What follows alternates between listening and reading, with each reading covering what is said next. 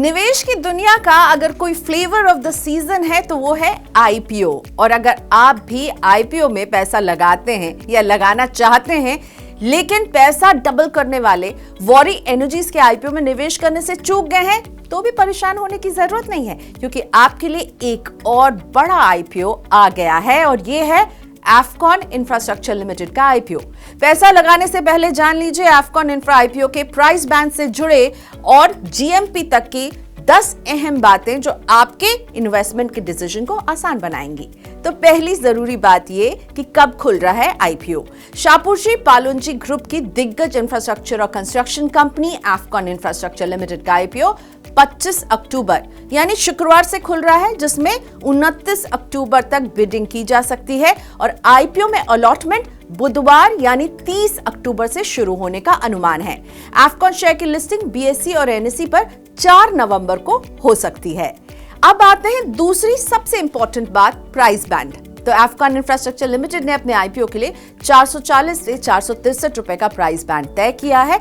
Afcon IPO के एक lot में 32 शेयर हैं और इस लिहाज से रिटेल इन्वेस्टर्स को एक लॉट के लिए बिड करने के लिए 14,816 रुपए की जरूरत होगी। एफकॉन इंफ्रास्ट्रक्चर के कर्मचारियों को आईपीओ में अप्लाई करने पर छूट दी जा रही है और कर्मचारियों को प्रति इक्विटी शेयर 44 रुपए का डिस्काउंट ऑफर किया जा रहा है।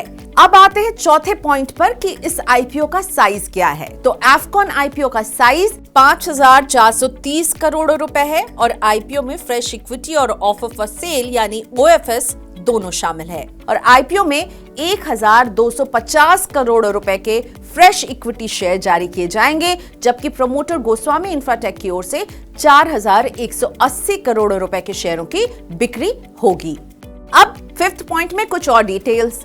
कंपनी ने इशू का 50% हिस्सा क्वालिफाइड इंस्टीट्यूशनल बायर्स यानी क्यूआईबी के लिए रिजर्व रखा है और इसके अलावा करीब 35% हिस्सा रिटेल इन्वेस्टर्स और बाकी 15% हिस्सा नॉन इंस्टीट्यूशनल इन्वेस्टर्स यानी एनआईआई के लिए रिजर्व्ड है। अब सिक्स्थ पॉइंट में जानिए कि ग्रे मार्केट प्रीमियम में क्या हलचल है। तो एफकॉन आईपीओ के प्रीमियम पर लिस्ट होने के संकेत मिलने लगे हैं। ग्रे मार्केट प्रीमियम पर नजर रखने वाली वेबसाइट investorgain.com के अनुसार आईपीओ का जीएमपी गुरुवार यानी 24 अक्टूबर को 75 रुपए पर चल रहा है और इस लिहाज से आईपीओ के अपर प्राइस बैंड जो कि 463 रुपए है को देखते हुए शेयर की लिस्टिंग 16% की बढ़त के साथ 538 रुपए पर हो सकती है। सेवेंथ पॉइंट में ये समझिए कि इस पैसे का इस्तेमाल कैसे करेगी कंपनी। एफकॉन फ्रेश इशू से मिले फंड में से 80 करोड़ रुपए का इस्तेमाल कंस्ट्रक्शन इक्विपमेंट खरीदने में करेगी, जबकि long term working capital requirement के लिए 320 करोड़ रुपए एलोकेट करने की योजना है। कंपनी ने डेट रीपेमेंट यानी कर्ज चुकाने के लिए 600 करोड़ रुपए आवंटित करने की योजना बनाई है, जबकि आईपीओ से मिली बाकी रकम का इस्तेमाल सामान्य कॉर्पोरेट पर्पस के लिए किया जाएगा। एफकॉन ने पिछले 11 फाइनेंशियल ईयर और 30 जून 2024 को समाप्त हुए तिमाही के दौरान 17 देशों में 79 परियोजनाएं पूरी की हैं, जिनकी कुल वैल्यू 56,305 करोड़ रुपए है। 30 जून 2024 तक एफकॉन इंफ्रा के पास 12 देशों में 65 एक्टिव परियोजनाएं हैं, जिनकी कुल ऑर्डर बुक 31,747 करोड़ रुपए है। एफकॉन इंफ्रा के प्रोजेक्ट्स 5 बड़े इंफ्रास्ट्रक्चर बिजनेस वर्टिकल को कवर करते हैं। इनमें marine and industrial, surface transport, शहरी इंफ्रास्ट्रक्चर, हाइड्रो और अंडरग्राउंड प्रोजेक्ट्स के साथ ऑयल एंड गैस प्रोजेक्ट्स भी शामिल हैं।